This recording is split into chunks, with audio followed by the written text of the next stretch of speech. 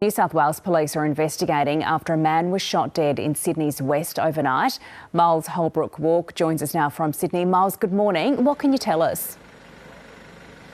Emma, it was a concerning scene last night. Just before 7 p.m, police responding to reports of a shot being fired just behind me over here. As you can still see right now, that crime scene remains active. What they returned to was a man with gunshot wounds, and it was there that paramedics tried to revive him and provide life-saving care.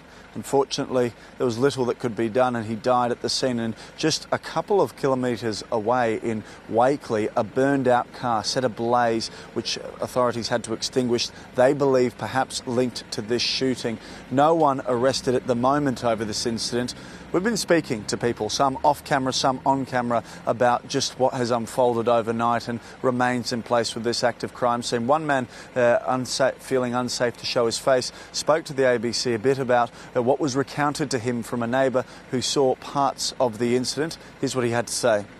I saw the police putting a step over and block the roads, and I asked my neighbour in house number 3 what happened, and he told me that he heard shooting sounds, around 7 shots.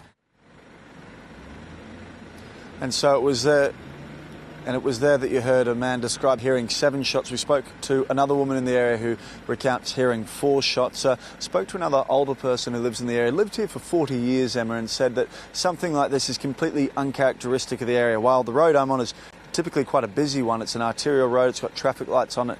The neighbourhood itself is actually quite a quiet one, so a really troubling scene that's already developed here, and moreover to the fact that we're expecting to hear more from police about exactly what has happened here, if there are any links to organised crimes or other elements as a result of this shooting. One thing that police have typically indicated in the past is the manner in which someone being shot and then a car being destroyed nearby, in a nearby suburb, I should say, is typically something that has the trappings of a targeted shooting.